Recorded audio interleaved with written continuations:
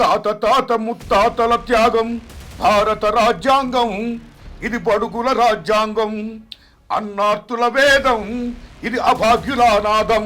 University paper leak, ఈ కథకు స్ఫూర్తి ఏమిటి? మధ్యప్రదేశ్ రాజధాని భోపాల్లో ఉద్యోగ కుంభకోణం జరిగింది. Very big scam. ఆ స్కామ్లో ఇప్పుడు 100 మందిని పైగా చంపించారు.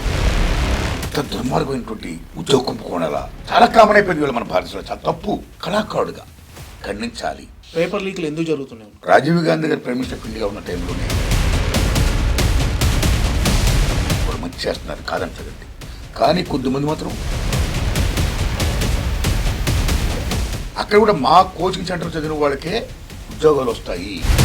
ఈ ప్రైవేట్ కార్పొరేట్ కళాశాల కబంధ హస్తాల నుంచి విద్యని విముక్తం చేయాలి. అంబేద్కర్ మహానుభావుడు ఏమంటాడండి, మొత్తం ప్రభుత్వమే విద్యారంగం నడపాలి. ఇలా ప్రపంచం బికాజ్ ఆఫ్ మెకనైజేషన్, గ్లోబలైజేషన్ కుగ్రహం అయిపోయింది. ఇంగ్లీష్ లేకపోతే ఏమవుతుందంటే అని చెప్పాయి సినిమాలో. అందుకే అంబేద్కర్ మహానుభావుడు నువ్వు మాట అంటాడు, పులి పాలు తాగితే ఎంత బలమో ఇంగ్లీష్ నేర్చుకుంటే ఎంత బలం అంటాడు. ఒక మనిషికి చదువు ఎంతవరకు ఉపయోగం అనుకుంటున్నారు సార్? చదువు ఏంటండి, చదువు ఎంతవరకు ఏంటి, మొత్తం ఉపయోగం చదువు. సార్, నేటి యువతలో చైతన్యం రావాలంటే మీరు ఏం సూచిస్తారు సార్? నేను ఒకళ్ళని చైతన్యపరిచేంత గొప్పని కాను. కొద్దిమంది యువతకు నేను విజ్ఞప్తి చేస్తున్నాను. ఓ ప్రియమైన విద్యార్థులారా, యువకులారా,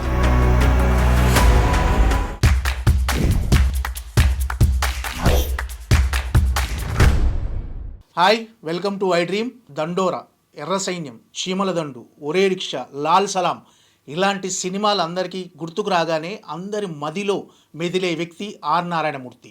ఆయన సినిమాలు ఒక ఉద్యమ కెరటాలు. ఆయన సినిమాలు ప్రజల్లో స్ఫూర్తి నింపే పాఠ్యాంశాలు. అలాంటి ఆర్ నారాయణమూర్తి గారు తాజాగా యూనివర్సిటీ పేపర్ లీక్ అనే పేరుతో ఓ సినిమాను రూపొందించారు.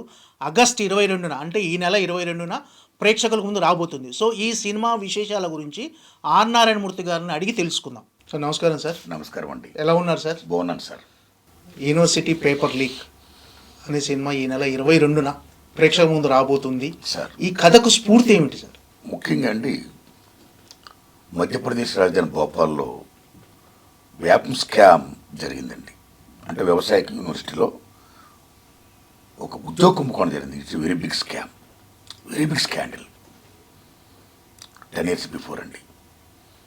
ఆ స్కామ్లో కొంతమంది సాక్షుల్ని, సంబంధికులు చాలామందిని, ఎవరైతే తప్పు చేశారో, ఎవరైతే స్కామ్ చేశారో వాళ్ళకి శిక్ష పడకుండా ఉండడం కోసం వాళ్ళు అనేక మందిని చంపించారండి. ఇప్పుడు 100 మందిని పైగా చంపించారు. Still that case is going on. Very big scam. ఎంత దారుణమా,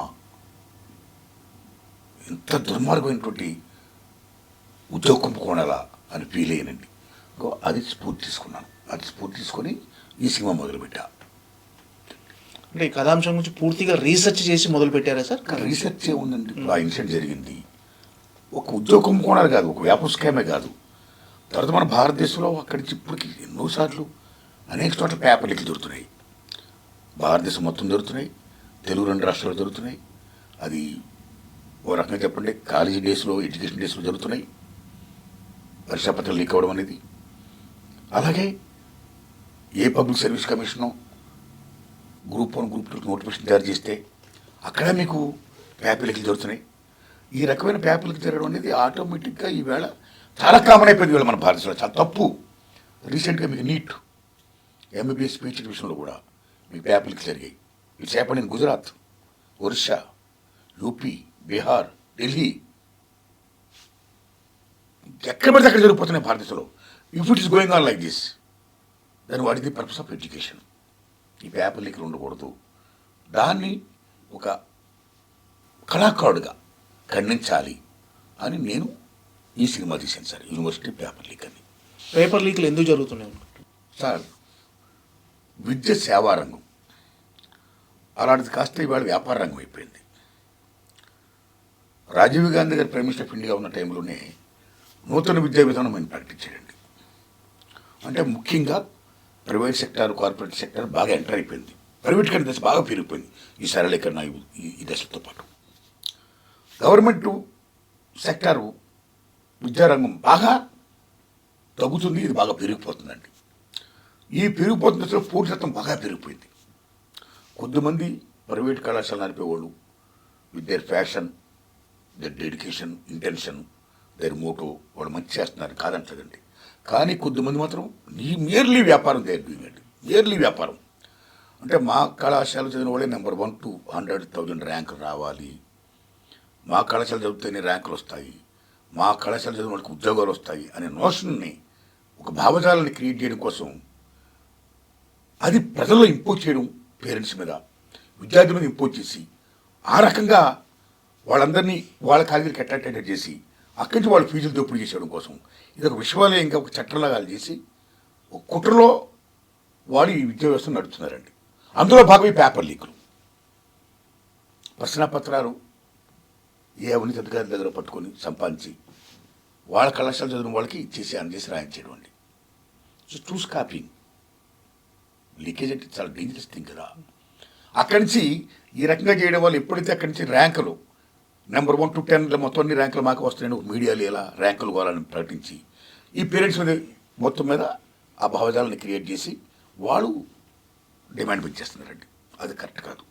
అలా చేయడం వల్ల ఏమవుతుందండి, బాగా చదివే వాళ్ళు చాలామంది ఉంటారు చూసారా, వాళ్ళు ఏమవుతున్నారండి, వాళ్ళు వస్తాయనుకున్న ర్యాంకులు రావట్లా,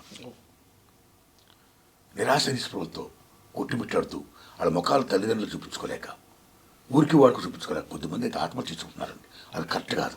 ఇది ఒక విషయంలో అయిపోయింది. ఈ విషయంలో కరెక్ట్ కాదు. ఈ విషయంలో అనేది కేవలం కాలేజీ డేస్లోనే కాదు. ఈ పేపర్ లీకులు ప్రభుత్వాలు ఏ పబ్లిక్ సర్వీస్ కమిషను నోటిఫికేషన్ జారీ చేస్తే గ్రూప్ 1 గ్రూప్ 2కి అక్కడ కూడా మా కోచింగ్ సెంటర్ చదివిన వాళ్ళకే ఉద్యోగాలు వస్తాయి అని అక్కడ పేపర్ లీక్ చేయడం, అక్కడ ఒకరి బదులు ఒకరితో ర్యాంక్ చేయడం, లైక్ పేపర్ స్కామ్. ఈ రకంగా చేసుకుంటూ పోతే, ఇలా కాపీ చేసుకుంటూ పోతే then what is the purpose of education? చూసి రాసిన డాక్టర్ అయితే పేషెంట్ పోతుందా? చూసి రాసిన వాడు ఇంజనీర్ అయితే బ్రిడ్జి నిలబడుతుందా? చూసి రాసిన వాడు అధ్యాపకుడు అయితే విద్యార్థులకు జ్ఞానబోధ వస్తుందా? విద్య అనేది వెలుగునిచ్చేది, అలాంటిది అంధకారమం అయిపోతుంది. అలా కాకూడదు. Though students, they are the builders of the society, the nation, the universe. ఆ మానవ వనరుల శక్తి నిర్వీర్యం కాకూడదు. నిర్వీర్యం కాకుండా ఉండాలన్నా వాళ్ళ జ్ఞానశోధాన్ని, వాళ్ళ యొక్క మహోన్నత మానవ వనరుల శక్తితో విశ్వశోధన నిర్మిస్తున్నారు. అలా నిర్మించాలంటే విద్య అనేది కాపీయింగ్ ఉండకూడదు. అది వెలగాలి, వెలుగుని పంచాలి. ఎందుకంటే copying is the most dangerous thing than atom bomb. 2వ ప్రపంచ యుద్ధంలో అమెరికా నాగసాకి హీరోషిమా చేసినటువంటి ఆటం బాంబుల కంటే, హైడ్రోజన్ బాంబుల కంటే, టార్నాడోల కంటే, సునామీల కంటే most dangerous thing is copying.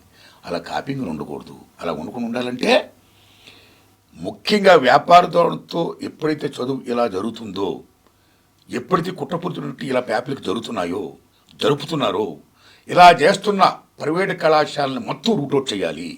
రూట్అవుట్ చేయడమే కాదు, ఈ ప్రైవేట్ కార్పొరేట్ కళాశాల కబంధహస్తాల నుంచి విద్యని విముక్తం చేయాలి. విముక్తం చేయడమే కాదు, మొత్తం విద్యని ప్రభుత్వం జాతీయం చేయాలి, ప్రభుత్వ ఉద్యోగాన్ని బలోపేతం చేయాలి అని బలంగా చెప్పిన సినిమా నా యూనివర్సిటీ పేపర్ లీక్ అండి. అంటే ఇలాంటి కథాంశాన్ని ఎంచుకోవడానికి రీజన్ ఏంటి సార్? సార్ చూసి నేను గత 40 ఏళ్ళుగా సినిమాలు తీస్తూ వస్తున్నా. మీలాంటి జర్నలిస్ట్ మిత్రులు మీ యూట్యూబ్ ఛానల్తో ఎక్కడ ఏ సంఘటన జరిగినా మీరు దాన్ని షూట్ చేస్తారు, తెలియపరుస్తారు. ఒక జర్నలిస్ట్ వ్యాసం రాస్తారు, ఒక ఎడిటర్ రాస్తారు, ఒక ప్రజావాగ్గేయకుడు రాస్తాడు, పాడతాడు, ఆడతాడు. అలా ఒక నాటక రచయిత రాస్తాడు, ఆ ఇష్యూ మీద ఆ దర్శకులు నటినట్లు దాన్ని ప్రదర్శింప చేస్తారు. అలాగా ఓ సినిమా సంస్కృతి సైనికుడిగా గత 40 ఏళ్ళుగా భారతదేశంలో కానీ 2 తెలుగు రాష్ట్రాల్లో కానీ ఎక్కడ ఏ సమస్య ఉత్పన్నమవుతుందో దాన్ని స్పందించి నేను సినిమాలు తీస్తూ వస్తున్నా. ఈవేళ ఈ పేపర్ లీక్ అనేది వెరీ బిగ్ బర్నింగ్ ఇష్యూ, దాన్ని స్పందించి సినిమా తీశా. That's all sir. అంటే ఈ కార్పొరేట్ వ్యవస్థ అనేది, విద్యా వ్యవస్థలో కార్పొరేట్ వ్యవస్థ అనేది ఎంట్రీ అవ్వటం వల్లనే ఇప్పుడు పేపర్ లీకేజ్ ఇవన్నీ జరుగుతుందని బయట అంటున్నారు. ఇప్పుడు మీ సినిమా ద్వారా కూడా అదే చెప్తున్నారు. సార్. సో ఇలాంటి దాంట్లో మార్పు రావాలంటే ఈ విద్యా వ్యవస్థ కార్పొరేట్ వ్యవస్థ కబంధహస్తాల నుంచి బయటికి రావాలి. ఇప్పుడున్న రోజుల్లో అది సాధ్యమంటారా సార్? సాధ్యం కావాలి. ఎందుకంటే సార్ ఈవేళ ప్రపంచం మొత్తం పోటీమయమైపోయింది, అవకాశాలు తక్కువైపోయాయి. అవకాశాలు తక్కువైపోయి పాపులేషన్ చదువుకునే విద్యార్థుల సంఖ్య బాగా ఎక్కువైపోయింది. ఈ దశలో తల్లిదండ్రులు ఎవరైతే ఉన్నారో వాళ్ళ బిడ్డల భవిష్యత్తు కోసం చాలా ఎక్కువ ఆలోచిస్తున్నారండి. ఎందుకంటే వాళ్ళు ఎప్పుడు కన్న తల్లిదండ్రులు కాబట్టి. పూర్వం రోజుల్లో తల్లిదండ్రులు తమ బిడ్డలకి ఆస్తిపాస్తులు భూమో పుట్రో నవో నటరో ఇచ్చేవారండి. ఈవేళ దేనికి ఓన్లీ ఎడ్యుకేషన్ అండి. పల్లెటూళ్ళలో అనేక మంది రైతులు చూడండి, మీరు భూములు అమ్మేసి లేకపోతే కౌలుకి ఇచ్చేసి సిటీస్ రావడం, ఇక్కడ మకాం పెట్టడం, బిడ్డలు చదివించడం. అనేక మంది అంటే పిల్లల ఎడ్యుకేషన్ కోసం వాళ్ళు సర్వస్వాన్ని త్యాగం చేస్తున్నారు. వాళ్ళ కష్టాన్ని సుఖాన్ని సమస్తాన్ని దారిపోస్తున్నారు. ఎంత దారిపోస్తున్నారంటే తల్లిదండ్రులు వాళ్ళ పిల్లల భవిష్యత్తు బాగుండాలి, బాగా చదవాలి, మంచి ఎడ్యుకేషన్ వాళ్ళకి, వాళ్ళకి ఉద్యోగాలు రావాలి, వాళ్ళ జీవితంలో సెటిల్ అవ్వాలి అన్న ఆస్తి తల్లిదండ్రులు అంత బేభత్సంగా కష్టపడుతున్నారండి. కొద్దిమంది తల్లిదండ్రులు అయితే ప్రైవేట్ కళాశాల చదివితే చదువు కాదు, అక్కడ చదివించాలి ఎంత ఫీజులైనా సరే అని అప్పు సప్పులు చేస్తున్నారండి. అలా చదివిస్తున్నారు. కొద్దిమంది తల్లిదండ్రులు ఇంకా పేదవాళ్ళైతే చివరి కిడ్నీలు అమ్ము కూడా బిడ్డలు చదివిస్తున్నారండి. సో ఇది కండిషన్ ఇవాళ భారతదేశంలో పేరెంట్స్.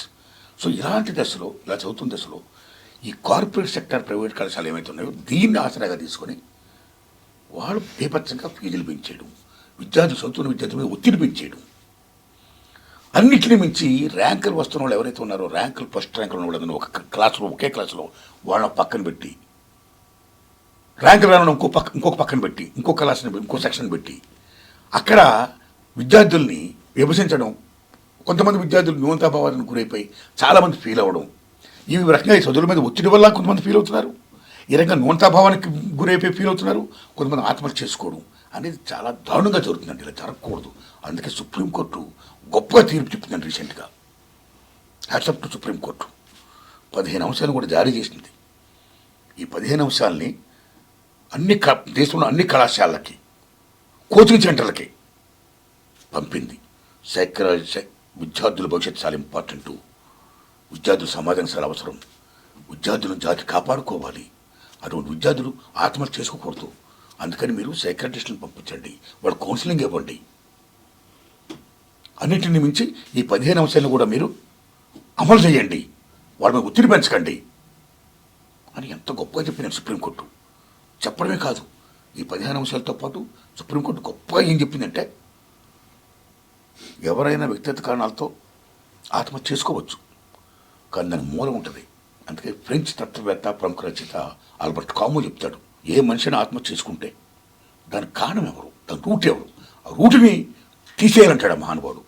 అది సుప్రీంకోర్టు చెప్పింది. ఆ రూట్ ఏంటి? ఈవేళ ఈ ఒత్తిడి, ఈ వ్యాపారం, ఈ కుట్రలు కుతంత్రాలు, ఈ విద్య అనేది ఈ మాఫియా చేతిలో పడిపోయి ఈ రకంగా చేయడం వల్ల, ఇంపోజ్ చేయడం వల్ల ఒత్తిడి మీరిపోయి బీభక్తి జరుగుతుంటే జరగకూడదు. అలా జరగకుండా ఉండాలంటే వైద్యని మనం జాతీయం చేయాలి, ప్రభుత్వం నడపాలి. బికాజ్ సంక్షేమ రాజ్యం కాబట్టి. ప్రపంచంలోనే పెట్టుబడిదారు వ్యవస్థ కంట్రీస్ కూడా, అమెరికా లాంటి కంట్రీస్ కూడా వైద్యని యూరోప్ కంట్రీస్ చాలా దేశాలు ఫ్రీగా ఇస్తాయి ప్రజలకి. అయ్యే బేర్ చేస్తాయండి. అది మీరు బేర్ చేయండి. బేర్ చేస్తే ఈ కష్టాలు ఉండవు, అందరికి ఈక్వల్ అవకాశాలు వస్తాయి, సెక్షన్స్ ఉండవు. ఈ సెక్షన్స్ ఇవాళ ఏమైపోయాయి, మీకు బాగా డబ్బున్న వాళ్ళందరూ చదువుకునే అన్ని ప్రైవేట్ కళాశాలలు అయిపోతూ గ్రామీణ ప్రాంతాల నుంచి బడుగు బలహీన వర్గాలు, పేదలు, మధ్యతరగతి వాళ్ళు, ఇటువంటి వాళ్ళందరూ గవర్నమెంట్ కాలేజీలో చదువుతున్నారు అనే నోట్స్ వచ్చేస్తుంది. అంటే విభజించబడిపోయింది ఇవాళ రెండు రకాలుగా. అలా కాకూడదు. సో రాజ్యాంగం ప్రకారం అంబేద్కర్ మహానుభావుడు ఏమంటాడండి, విద్య ద్వారా సామాజిక న్యాయం వస్తున్నట్టాడిన. సో విద్యని అందరికీ ఈక్వల్గా ఇవ్వాలంటాడిన, ఉద్యోగాలను అందరికీ కూడా కల్పించాలంటాడిన. సో రాజ్యాంగ హక్కుల ప్రకారం ఈ విద్య వైద్య అందరికీ సమానంగా చెందాలంటే, సమాన అవకాశాలు రావాలంటే మొత్తం ప్రభుత్వమే విద్యారంగం నడపాలి. సుప్రీంకోర్టు కూడా అలాగా ప్రభుత్వం బాధ్యత తీసుకోవాలి.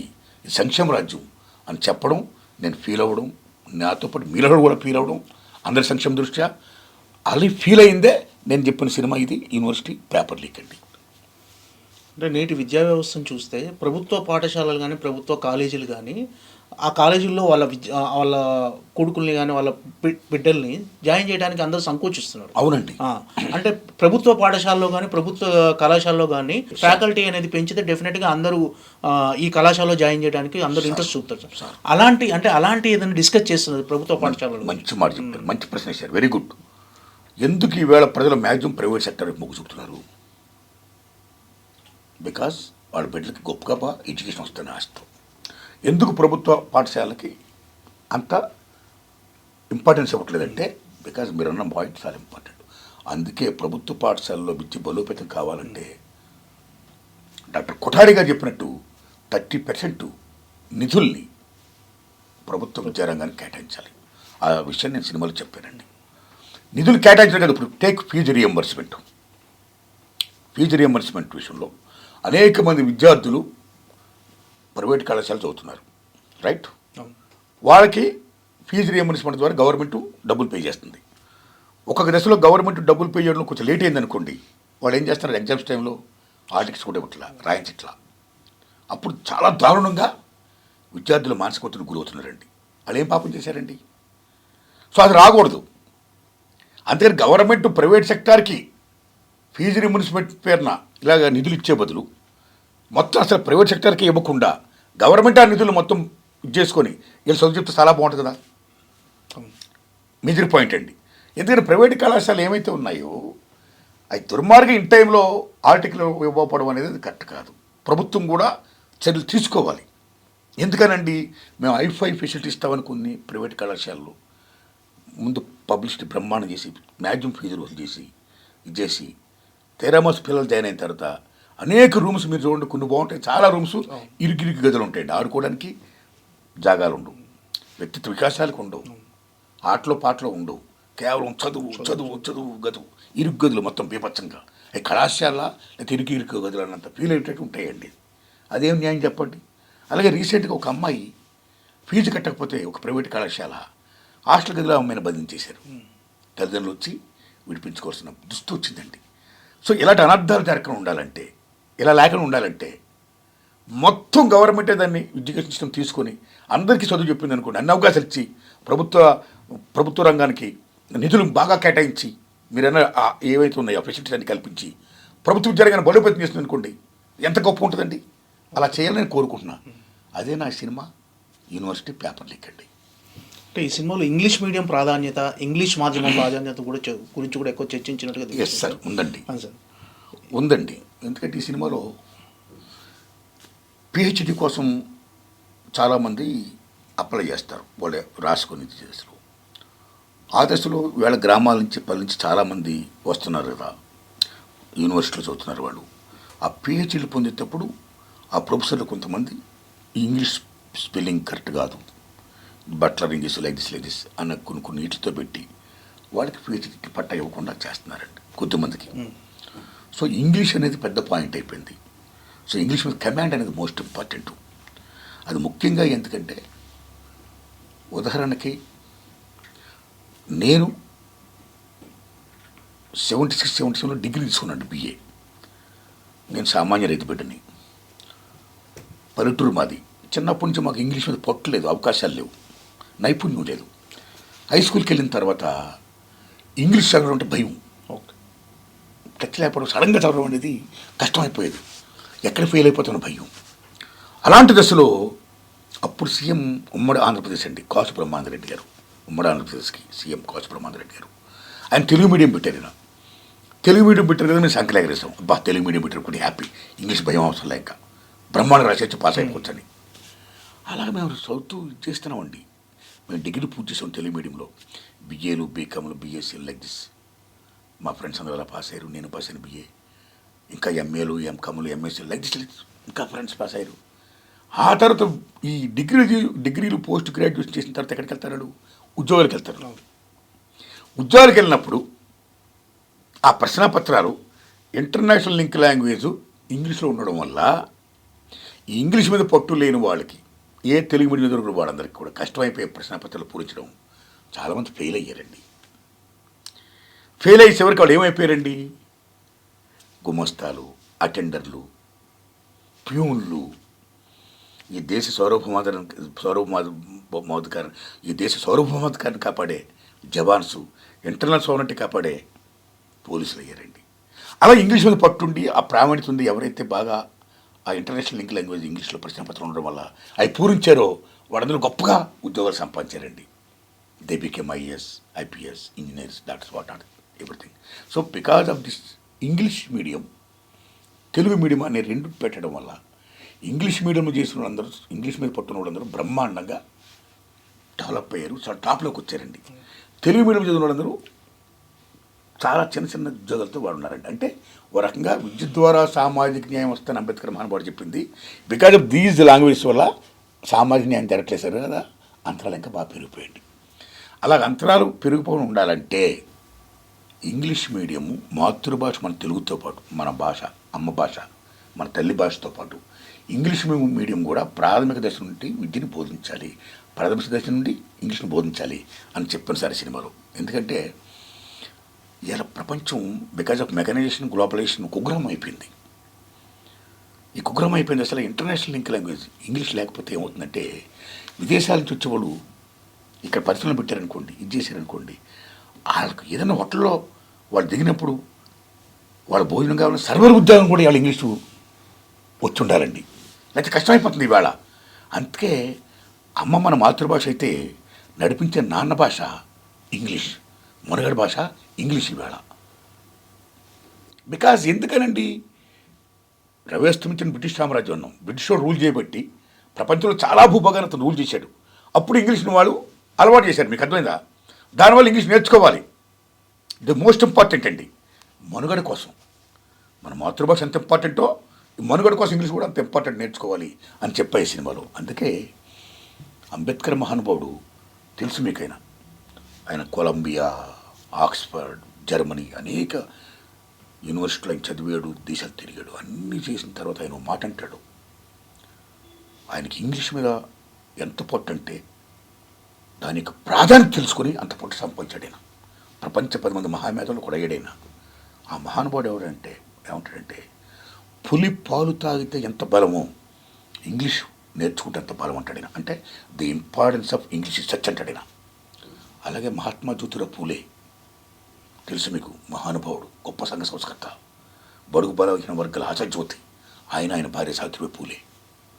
మహాత్మా గాంధీ కంటే ముందు మహాత్మా జ్యోతిరావు పూలే. ఆ మహానుభావుడు భారతదేశంలో బ్రిటిష్ పీరియడ్లో భారతదేశానికి ఎటువంటి విద్యా విధానం కావాలని కమిషన్ ఇస్తే ఆ కమిషన్ ముందు మహాత్మా జ్యోతిరావు పూలే ఆ అధికారులతో, నా దేశంలో ఉన్న నా జాతికి మీరు ఇంగ్లీష్ నేర్పండి అంటాడు ఆయన. భగవంతుడా నా జాతికి ఇంగ్లీష్ నేర్పంటాడు. అంటే ఇంపార్టెన్స్ ఆఫ్ ఇంగ్లీష్ చర్చ్. అలాగే పెరియార్ రామస్వామి నాయకరు, ద్రవిడ పార్టీకి మెయిన్ బేస్ ఏర్పాటు చేసిన మహానుభావుడు, గొప్ప సంఘ సంస్కర్త అయిన, గొప్ప ఫైటరు, స్వతంత్ర సంగ్రామం పోరాట యోధుడైన ఆయన అంటాడు, నా మాతృభాష తమిళంతో పాటు ఇంగ్లీష్ నేర్పండి, హిందీని మా పైన వద్దకండి అంటాడు ఆయన. అంటే importance of English such. So ఆ విషయాన్ని నేను ఈ సినిమా ద్వారా మన మాతృభాష మన తెలుగుతో పాటు ఇంగ్లీష్ను కూడా ప్రాథమిక దశ నుంచి మీరు విద్య నేర్పండి అని బలంగా చెప్పాను సార్. అలాగే ఇవాళ తెలంగాణ గవర్నమెంట్లో కూడా డిగ్రీలో ఇవాళ ఇంగ్లీష్ యొక్క ప్రాధాన్యత బాగా తెలుసుకొని వారు కూడా బాగా దాన్ని నేర్పుతున్నారండి. సో ఇక్కడే కాదు, ఈ రాష్ట్రాలు కాదు, ఆల్ ఓవర్ ఇండియా ఈవేళ ఇంగ్లీష్ ప్రాధాన్యతని అనేక రాష్ట్రాల్లో తెలుసుకొని బోధిస్తున్నారు. అయితే సో హిందీ నేర్చుకోవాలి. South and north, west and east అన్నీ కలుసుకుంటే అన్ని భాషలు మనం తెలుసుకోవడం మంచిది. మెజారిటీ లాంగ్వేజ్ హిందీ కాబట్టి నేర్చుకోవడం మంచిదే. వాళ్ళు కూడా మన భాష నేర్చుకోవడం మంచిదే. కానీ సడన్గా వచ్చి వాళ్ళు హిందీ తెలుగులో మాడతారా? మనం సడన్గా హిందీలో మాడతామా? మన ఇద్దరికి ఏది ఇంటర్నేషనల్ లాంగ్వేజ్ సడన్గా మాడాలంటే the only English. That's why English must and should మీరు చదువుకోవాలి, ప్రావీణ్యం సంపాదించాలి అని నేను ఈ సినిమా ద్వారా చెప్పాను సార్. 76, 77 గ్రాడ్యుయేషన్ పూర్తి చేశారు. ఆ టైంలో మీరు చదువుకునేటప్పుడు ఉన్న స్వీయ అనుభవాలు ఈ యూనివర్సిటీ పేపర్ లీక్ కథాంశంలో ఏమైనా జోడించారా సార్? అప్పుడు ఎదురైన సంఘటనలు కానీ అవి ఏమైనా? అది ఏముంది, ఇప్పుడు నేను చెప్పిన ఇంగ్లీష్ మీడియం ఉంది కదా, ఇంపార్టెన్స్ ఆఫ్ ఇంగ్లీష్ మీడియం ఉంది కదా, అది అందులో చూపించాను, నా సినిమాలో చూపించాను. ఇంపార్టెన్స్ ఆఫ్ ఇంగ్లీష్ మీడియం బ్రహ్మాండం చెప్పాను. ఓకే. ఎస్. మీ సినిమా కథాంశం ఎంత స్ట్రాంగ్గా ఉంటుందో, ఎంత శక్తివంతంగా ఉంటుందో మీ సినిమా పాటలు కూడా అంతే ఉంటాయి sir. Yes sir. University paper leak cinema పాటల విషయానికి వస్తే ఎలా ఉండబోతున్నాయి సార్ ఆ పాటలు? ఆల్రెడీ సార్ నా ఫస్ట్ ఫిల్మ్ అర్ధరాత్రి సొంతం నుండి నా సినిమాలో పాటలు బాగుంటున్నాయంటే దానికి కారణం credit goes to those people poets, ఆ ప్రజా వాగ్గేయకారులకి, ఆ ప్రజా కవులకి, ఆ జానపద బాణీలకి వాళ్ళకి సెల్యూట్ చేస్తున్నానండి. నేను మ్యూజిక్ దగ్గర సార్ జాగ్రత్త పడతా. ఎక్కడ గొప్ప గొప్ప పాటలు ఉంటాయో వాళ్ళందరినీ కలుసుకుంటా, రాసిన వాళ్ళని ఏరుకొని కూర్చుకొని నా సినిమా దగ్గర రాయించుకొని ఇలా పెట్టుకుంటూ వస్తున్నానండి. అందులో భాగంగానే ఇందులో కూడా చాలా మంచి పాటలు 5 పాటలు ఉన్నాయండి. ఇందులో ప్రజాయుద్ధ నౌక, గద్దర్ గొప్ప గద్దర్ గారు. పీపుల్స్ పోయిట్ గద్దరన్న గారు పాట రాశారు, పాడారండి. తాత తాత ముత్తాతల త్యాగం భారత రాజ్యాంగం, ఇది బడుగుల రాజ్యాంగం, అన్నార్తుల వేదం, ఇది అభాగ్యుల నాదం. బడిల బడి తాత తాత ముత్తాతల త్యాగం భారత రాజ్యాంగం, ఇది బడుగుల రాజ్యాంగం, అన్నార్తుల నాదం, ఇది అభాగ్యుల వేదం. ఏం పాట రాశారు మహానుభావుడు, ఏం పాడాడండి. అలాగే మోటపలుకుల రమేష్ గారు గొప్ప రాశారండి పాట. అమ్మా నీకు వందనం, చదువుల తల్లి నీకు వందనం, ఆదిగురు అమ్మకి, అడుగుజాడ నాన్నకి, సకలము బోధించే గురువు బ్రహ్మకి వందనం, పాదాబంధనం అని. అలాగే మోటపల్లి రమేష్ గారు ఇదే పాటని పేద దిగ్గు వస్తుంది ఉద్యోగం రాకపోతే నిరుద్యోగ పాడే పాట అప్పుడు రాశాడండి. అలాగే వేల్పూర్ నారాయణ గారు say no to private schools, say yes to government schools, public schools అనే పాట గొప్ప పాట అండి. ఆ పాట, ఈ పాటని సాయి ధర్మ తేజ్ గారు, సాయి చాంద్ గారు పాడారండి, బ్రహ్మాండ పాడారండి. ఈ పాటతో పాటు జల్దంగి సుధాకర్ గారు గొప్ప పాట రాశారు. Sorry sorry campus, oh my dear campus, oh my lovely campus, I can't breathe campus అని. అంటే ఏ యూనివర్సిటీలో ఈవేళ క్యాస్ట్ ఫీలింగులు, మతపరమైనటువంటి ఫీలింగ్స్తో కొద్దిమంది ఎలా బిహేవ్ చేస్తున్నారు, వాళ్ళు నచ్చిన పిహెచ్డీ డిగ్రీలు ఎలాగిస్తున్నారు, చాలామందికి అర్హత ఉన్నా సరే వాళ్ళకి ఎందుకు ఇవ్వట్లేదు అనే దానివల్ల కొంతమంది ఫీల్ అయ్యి చివరికి ఉద్యోగం రాక, సద్యోగం రాక, పిహెచ్డీ పట్టాలు రాక, వాళ్ళ ముఖాలను అమ్మకి బాబుకు చూపించుకోలేక, బతకలేక, చావలేక, కక్కలేక, మింగలేక యూనివర్సిటీ చెట్లకే ఉరేసుకొని కొంతమంది ఆత్మహత్య చేసుకుంటున్నారు. సో సారీ సారీ క్యాంపస్ అలా కాకూడదు. కొద్దిమంది విద్యార్థులు పిహెచ్డీ పట్టాలు రాక అదే హాస్టల్లో ఓల్డ్ అయిపోతున్నా సరే వృద్ధాశ్రమంలో తయారైపోయి ఎలా గడుపుతున్నారు. ఇలా కాకూడదు. యూనివర్సిటీ అనేది మహాతల్లి, అది అందరినీ సమంగా చూసుకోవాలి, అందరికీ సమాన అవకాశాలు ఇవ్వాలి. ది సేమ్ టైం గవర్నమెంట్ నిధులు బాగా మంజూరు చేయాలి, వాళ్ళకి బెస్ట్ ఎడ్యుకేషన్ ఇవ్వాలి అనే పాట గొప్పగా రాశారండి జల్దంగి సుధాకర్ గారండి. ఇది సాయి చాంద్ గారు పాడారండి. ఈ సారీ సారీ క్యాంపస్ పాట, say no to private schools, say yes to public schools అనే పాట సాయి చాంద్ గారు పాడారు. అలాగే అమ్మా నీకు వందనం అనే పాట హ్యాపీ అండ్ పెటల్స్ మోటపల్లి రమేష్ గారు రాశారండి, గోస్కూల్ రమేష్ గారు పాడారండి. ఇలాగా ఈ సినిమాలో పాటలు ఉన్నాయి సార్, మంచి పాటలు అండి సార్. ఈ పాటలు అంటే నారాయణమూర్తి గారు సినిమాల్లో పాటలు ఒక పాటలా కాకుండా ఒక చైతన్యాన్ని నింపే మూటలా, ఒక స్ఫూర్తిని నింపే విధంగా ఉంటాయి సార్. ఆ పాటలు మీరు ఆ కవుల దగ్గర నుంచి తీసుకోవటంలో మీరు చూపించే శ్రద్ధ ఎలా ఉంటుంది సార్? మీరు నా అవసరం అండి. ఇప్పుడు నాకు మ్యూజిక్ అంటే బాగా ఇష్టం. ఇప్పుడు సినిమా ఉందండి, ఏ సినిమా అన్నా సరే సక్సెస్ అవ్వాలంటే కథనం, డైరెక్షన్ మోస్ట్ ఇంపార్టెంట్. రిమైనింగ్ అందరూ 24 క్రాఫ్ట్స్ వాళ్ళకి నిపుణులకి ప్రావీణ్యత పెట్టడం చాలా ఇంపార్టెంట్ అండి. సినిమాకి మ్యూజిక్ బాగుందనుకోండి, బ్రహ్మాండం కరెంట్ ఉంది, ఆడియన్స్ బ్రహ్మాండంగా వస్తారు, రిపీట్ ఆడియన్స్ వస్తారండి. సో దట్టు సైకలాజికల్ కొద్దిమందికి మ్యూజిక్ మీద ఇంట్రెస్ట్ ఉంటుంది. కె విశ్వనాథ్ గారు ఆయన సినిమాలో మ్యూజిక్ బ్రహ్మాండం ఉంటుంది. అలా చాలామంది సినిమాలు చాలా మ్యూజిక్ చాలా బాగుంటుంది. రాఘవేంద్ర గారి సినిమాలో మ్యూజిక్ బాగుంటుంది, మా గురుదాసనాథ్ గారి సినిమాలో బాగుంటుంది. ఇలా లైక్ దిస్ ఎందరో మహానుభావులు వాళ్ళ సినిమాల్లో బ్రహ్మాండమైన మ్యూజిక్ తీసుకుంటారండి. ఇప్పుడు శేఖర్ కొమ్మల్ గారు ఒకరా ఇద్దరు, అనేక మంది according to the taste. Rajamouli గారు లైక్ దిస్ చూసుకోండి, మ్యూజిక్ బాగుంటుంది. అలాగే నేను కూడా మ్యూజిక్ పరంగా నేను జాగ్రత్త పడతాను. దట్టు నేను తీసే అన్ని ఉద్యమ నేపథ్యంతో కూడుకున్న సినిమాలు కాబట్టి క్రెడిట్ గోస్ట్ ఉద్యమకారులు, ఫస్ట్ క్రెడిట్ గోస్ట్ ఉద్యమకారులు. వాళ్ళ జీవితాన్ని త్యాగం చేసి ఉద్యమాలు చేసి ప్రజల కోసం పనిచేస్తూ ఎవరైతే పోవడం చేస్తున్నారో వాళ్ళకి క్రెడిట్ ఇవ్వాలి ముందు. సో వాళ్ళు చేస్తున్న ఉద్యమాలే నేపథ్యాలు నాలుగు సినిమా తీస్తున్నాడు. అలాగే ఈ ప్రజాకౌరు ఎవరైతే ఉన్నారో వాళ్ళు కూడా ఉద్యమాలు చేస్తూ వాళ్ళు కూడా పాటలు రాసి పాడారు.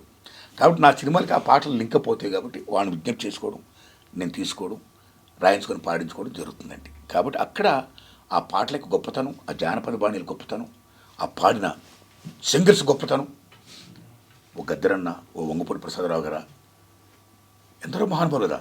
ఉదాహరణకి సినిమా ఫీల్డ్కి వస్తే మా లాంటి సినిమాలకి maximum top singer and music director ఉందమ్మ శ్రీనివాస్. ఏం పాడతాడు, ఏం మ్యూజిక్ చేస్తాడు, ఏం పాడతాడు ఉందమ్మ శ్రీనివాస్. Salute to him. అలాగే ఎస్పి బాలసుబ్రహ్మణ్యం గారు పాడారు నాకు. మహానుభావుడైన గాత్రం ఇచ్చాడు నా సినిమాలకి నటులకు. అలాగే జ్యేష్ఠాస్ గారు పాడారు, వరంగల్ శంకర్ గారు పాడారు, ఎంతమంది మహానుభావులు పాడారండి. ఇప్పుడు సాయి చంద్ర బ్రహ్మాండంగా పాడాడు నాకు. ఒకరో ఇద్దరా? సో ఇలాంటి మహానుభావులు ఎందరో పాడారు. వాళ్ళందరికీ సెల్యూట్ చేస్తున్నా. సుశీలమ్మ గారు పాడారు, జానకమ్మ గారు పాడారు, చిత్ర గారు పాడారు నా సినిమాల్లో. నేను చాలా అదృష్టవంతుడు సార్, మహానుభావులతో కలిసి పనిచేశాను సార్. అవకాశం నా దేవుడు ఇచ్చాడు సార్. కాబట్టి ఇప్పుడు ఈ సినిమాలో కూడా మంచి పాటలు సార్. కాబట్టి ఏమాత్రం సినిమా బాగున్నా జనం ఆదరిస్తే నాకు చాలా హెల్ప్ అవుతుంది సార్. యువతను ఆకట్టుకునే అంశాలు ఈ సినిమాలో ఏమున్నాయి సార్? యువతలో స్ఫూర్తి నింపే అంశాలు కానీ ఈ సినిమాలో ఆకట్టుకోవడం అనేది, యూనివర్సిటీ అంటేనే విద్యార్థుల సినిమా కదా. That is their film, that is their film. ఆకట్టుకునే అంశాలు ఏమున్నాయి? ఎలా బాగా చదువుకోవాలి, ఏం చేసుకోవాలి, చదువుకున్న తర్వాత ఎలాగా ఉద్యోగాలు సంపాదించడం మెయిన్ పాయింట్. ఈ మెయిన్ పాయింట్ చదువుకున్న రోజుల్లోనే పేపర్ లీక్లు అయిపోతుంటే, ఉద్యోగ దశలోనే పేపర్ లీక్లు అయిపోతుంటే యువత ఎంత నిరాశ నిస్పృహకు గురవుతారు. అలా కాకూడదని చెప్తున్నా మీకు. ఓకే, ఉద్యోగం ఇవాళ చాలా జాబ్ క్యాలెండర్ ఇది మోస్ట్ ఇంపార్టెంట్. ఇవాళ నిరుద్యోగ సమస్య భారతదేశం పట్టి పీడిస్తుంది. ఇవాళ విద్య, వైద్య, విమానయానం, నౌకాయానం, ఎల్ఐసిస్, బీమాస్, railways, each and everything private కానీ చేసుకుంటూ వెళ్ళిపోతుంటే ఉద్యోగాలు ఎక్కడ వస్తాయి? ఏ రాజ్యాంగ హక్కులు ఉన్నాయో ఆ రాజ్యాంగ హక్కులన్నీ కూడా కారణమైపడుతున్నాయి. They losing their reservations. Private sector వెళ్తే మీకు రిజర్వేషన్ ఇస్తారా? ఇవ్వరు కదా. మండల్ కమిషన్ ఏం చెప్పారండి? కేవలం ప్రభుత్వ సెక్టర్లోనే కాదు, ప్రైవేట్ సెక్టర్లో కూడా రిజర్వేషన్ ఇంప్లిమెంట్ చేయాలన్నారు. ఇంప్లిమెంటేషన్ ఎక్కడున్నాయి ఉద్యోగాలు? దేనికి తోడు ఓ కృత్రిమ మేధ ఇవాడ, ఓ robots like this they are coming. అక్కడ మళ్ళీ పోటీ వచ్చేస్తుంది. ఓకే, మళ్ళీ ఇది కాకుండా ఇవాళ యూరోప్, అమెరికా ఏదైతే ఉందో చాలామంది బాగా చదువుకొని వెంటనే అమెరికా ఇల్లు ఎక్కడికి వెళ్ళు ఉద్యోగాలు సంపాదించి మొత్తం అమ్మానాన్న చదువు కోసం పెట్టిన డబ్బంతా అప్పులు తీర్చేయాలని ఆశతో వాళ్ళు వెళ్తున్నారు ఇవాళ. అలాంటిది ఇవాళ ట్రంప్ గారు వచ్చిన తర్వాత ఆ విధానాలు మొత్తం మార్చేసి విదేశాల నుంచి వస్తున్న విద్యార్థులకి ఉద్యోగాలు ఇవ్వకండి, ఇక్కడ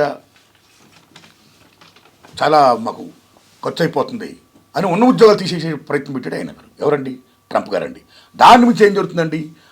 ఎప్పుడైతే ప్రపంచం కుగ్రామం అయిపోయిందో, ఒక గ్లోబలైజేషన్ మెకానిజం అయిపోయిన దశలో ఇంటర్నేషనల్గా ఏ పెద్ద పెద్ద కంపెనీలు ఉంటాయో అమెరికా లాంటి దేశాల్లో, యూరోప్ లాంటి దేశాల్లో అక్కడున్న పెద్ద పెద్ద కంపెనీలు అక్కడ స్థానికులకు ఉద్యోగాలు ఇవ్వకుండా వాళ్ళకని ఇస్తే ఎక్కువ శాలరీస్ ఇవ్వాలి. వాళ్ళ టైమ్స్ని యాక్సెప్ట్ చేయాలి రూల్స్ అండ్ రెగ్యులేషన్ ప్రకారం. అలా కాకుండా ముఖ్యంగా ఏషియన్ కంట్రీస్ నుంచి, మన భారతదేశం, చైనా లాంటి కంట్రీస్ నుంచి వస్తున్న యువతకి వాళ్ళు ఉద్యోగాలు ఇవ్వడం, అవి కూడా ట్రంప్ గారికి నచ్చక వెళ్ళిపోమండం. దాని నుంచి ఏం జరుగుతుందంటే అక్కడ ఉన్న స్థానిక నిరుద్యోగులు ఏం చేస్తున్నారు? మా ఉద్యోగాలను మీరు పొందుతారా, మా పొట్ట మీరు కొడతారా అని కొంతమందిని వాళ్ళు కాల్ చేయడం. ఎంత దారుణం జరుగుతుంది. ఇన్ని రకాల బాధలు పడుతున్నారు ఇవాళ నిరుద్యోగులు. కాబట్టి అలా దారుణం జరగకుండా ఇంటర్నేషనల్ న్యాయస్థానం, ఐక్యరాజ్య సమితి చర్యలు తీసుకోవాలి. మన రాయబారి కార్యాలయాలు మొత్తం చర్యలు తీసుకుని నేను కోరుకుంటున్నా. సో నిరుద్యోగ వ్యవస్థ ఎంత బలంగా ఉంది. ఈ బలంగా ఉండి ఇంత జరుగుతున్నప్పుడు ఇలా నిరుద్యోగులు మొత్తం అంతే నిరుద్యోగమైపోతే ఇక దేశం ఎక్కడ మీకు బాగుపడుద్ది? ఎందుకంటే యువతని, విద్యార్థుల్ని జాతి గౌరవించాలి, వాళ్ళని మనం కాపాడుకోవాలి. ఆ మానవ వనరుల శక్తి నిర్వీర్యం కాకుండా మనం ఉపయోగించుకోవాలంటే వాళ్ళకి ఉద్యోగాలు ఇవ్వాలంటే ప్రభుత్వ పరం కావాలి, రిజర్వేషన్స్ ఇంప్లిమెంట్ చేయాలి అని చెప్పి నడుస్తున్నాం బలంగా. ఒక మనిషికి చదువు ఎంతవరకు ఉపయోగం అనుకుంటున్నారు సార్? చదువు అండి, చదువు ఎంతవరకు ఎట్టి మొత్తం ఉపయోగం. చదువు అంటే జ్ఞానం ఇచ్చేది. చదువు అంటే తెలుసుకోవడం. చదువు అంటే ప్రశ్నించి తత్వం ఇవ్వడం, దానికి ఆన్సర్ రాబట్టుకోవడం. చదువు అంటే ఓ సృజనాత్మకత. చదువు అంటే మొత్తం విశ్వం గురించి తెలుసుకోవడం. చదువు అంటే సమస్తం గురించి తెలుసుకోవడం అండి. సమస్తం గురించి తెలుసుకోవడం, జ్ఞానం పొందడం, వెలుగును పొందడం. చదువు మహాతల్లి. ఎంత సార్, ఇప్పుడు ఆదిగురు అమ్మని ఎందుకంటాం? చిన్నప్పుడు పసికందుకి అగ్గి ముట్టుకుంటే కాలుతా తెలీదు, అమ్మ చెప్తే తెలుస్తుంది. That's education. ఇది మంచి, ఇది చెడు, ఇలా నడు అని నాన్న చెప్తే తెలుస్తుంది పిల్లలకి. అది నడత నేర్పేది నాన్న. అది చదువుది. తర్వాత కేవలం అమ్మ బోధించేది, నాన్న బోధించేది కాకుండా సమాజంలో ఎలా ఉండాలి, దేశంలో ఎలా ఉండాలి, విశ్వంలో ఎలా ఉండాలి, ప్రపంచం అంటే ఏంటి, సమస్త విశ్వం ఏంటి, జ్ఞానం ఏంటి, సైన్స్ ఏంటి, సమస్తం ఏంటి అని చెప్పేది గురువు. అది చదువు. ఈ చదువు ఉంటే కదా మంచి చెడు తెలిసేది. చదువు ఉంటే కదా మంచిగా ఉండాలని తెలిసేది. చదువు ఉంటే కదా మన సంఘజీవి 10 మందితో పాటు మనం సంఘంలో మంచిగా ఉండాలి, మంచిగా బతకాలి అని తెలిసేది. సో చదువు అనేది లేకపోతే ఒక రకంగా చెప్పంటే బతుకు శూన్యం అయిపోద్దండి, శూన్యం కాకూడదు. అందుకే ఏ దొంగ అయినా డబ్బుని దొంగతనం చేయొచ్చు, కానీ చదువుని ఎవరు దొంగతనం చేయలేడు అని పెద్దలు చెప్పారు మీకు. The importance of education such. అలాంటి జ్ఞానం గురించి అందరం తెలుసుకోవాలి. ఆ జ్ఞానాన్ని మనం, ఆ వెలుగుని మనం కాపాడుకోవాలి. ఎందుకంటే ఆ వెలుగే మనల్ని కాపాడుతుంది కాబట్టి. సార్, నేటి యువతలో చైతన్యం రావాలంటే మీరు ఏం సూచిస్తారు సార్? సార్, నేను ఒకళ్ళని చైతన్యపరిచేంత గొప్పని కాను. ప్రజలు చాలా గొప్పడు, వాళ్ళే మన చైతన్యపరుస్తారండి. బట్ కొద్దిమంది యువతకు నేను విజ్ఞప్తి చేస్తున్నా, కొద్దిమంది కదా అందరికీ విజ్ఞప్తి చేస్తున్నా, ఓ ప్రియమైన విద్యార్థులారా, యువకులారా, బికాజ్ మీరు ఈ సమాజాన్ని నిర్మించే శక్తులు మీరు. దయించి గంజాయికి అలవాటు పడవద్దు, డ్రగ్స్కి అలవాటు పడవద్దు. వెస్ట్రన్ కల్చర్లో ఉన్న బ్యాడ్ ఏమవుతుందో దానికి ఆ మోజులో పడిపోయి అలవాటు పడిపోయి మీ జీవితాలు నిర్వీర్యం చేసుకోవద్దు. అలాగే బెట్టింగ్స్, ఆన్లైన్ బెట్టింగ్స్ ఈవేళ ఎంతోమంది యువత నిర్వీర్యం చేస్తున్నాయి. ఆశ పడిపోతున్నారు. చాలా తక్కువ టైంలో ఎక్కువ డబ్బు సంపాదించాలని ఆశ. అది ఆశ కరెక్ట్ కాదు, అదొక దారుణం. ఆ బెట్టింగ్స్ కూడా అలవాటు పడవద్దు. ముఖ్యంగా గంజాకి, డ్రగ్స్కి, బెట్టింగ్కి అలవాటు పడకుండా మీ సమయాన్ని మీ మంచి కోసం, మీ కెరీరిజం కోసం, మీ డెవలప్మెంట్ కోసం, మీ మీద ఎన్నో కళలు పెట్టుకున్న తల్లిదండ్రులు ఎవరైతే ఉన్నారో వాళ్ళ కళల్ని సాకారం చేయడం కోసం, మీ మీద పెట్టుకున్న ఆశల్ని అడియాస చేయకుండా ఆశలు నెరవేర్చడం కోసం, మీ జీవితంలో హ్యాపీగా ఉండడం కోసం మీరు కృషి చేయండి, ఆ దశగా పయనించండి అని నేను మనస్ఫూర్తిగా విజ్ఞప్తి చేస్తున్నా. మానవ జీవితానికి గమ్యం ఏమిటని మీరు భావిస్తున్నారు సార్? సార్, మానవ జీవితానికి గమ్యం ఉంటే సార్, మహాభారతం ఎంత మహోన్నత గ్రంథం అంటే వ్యాసమహానుభావుడు రాసింది. ఈ భూతలం మీద ఏం జరుగుతుందో అదే మహాభారతంలో ఉన్నది. ఈ భూతలం మీద ఏం జరగదో అది మహాభారతం లేదంటాడు మహానుభావుడు. ఫస్ట్నే వ్యాసమహానుభావుడు. ఆ మహానుభావుడు మహాభారత గ్రంథాన్ని రచించేటప్పుడు ఆయన చెప్పుతుండగా రాసే ఒక గొప్ప పండితుడికి ఎవరు శక్తి కావాలి. ఆయన వెతికిడు ఎవరు కనపడలా, కానీ ఒక ఆయన కనపడ్డాడు. ఆయనే విఘ్నేశ్వరుడు. అప్పుడు విఘ్నేశ్వరుడు నేను కోరతాడు, విఘ్నేశ్వరా నేను మహాభారతం చెప్తాను, నువ్వు రాయాలంటాడు ఆయన. అప్పుడు ఆ విఘ్నేశ్వరుడు, ఓ వ్యాధవ్యాస నేను తప్పకుండా రాస్తా, అయితే రాస్తున్నప్పుడు నా గంటం ఆగకూడదు, అలా మీరు చెప్పాలి, అప్పుడు నేను రాస్తానతో రాయను. నేను రాసేటప్పుడు నా గంట ఆగిందో మీరు చెప్పలేనట్టు లెక్క, మీరు ఎప్పుడైతే చెప్పలేడు కదా, చెప్పలేదని లెక్క, మీరు ఎప్పుడైతే చెప్పలేదో నేను రాయనంటాడు ఆయన. ఓకే, ఛాలెంజ్, నేను చెప్తాను నువ్వు రాయంటాడు.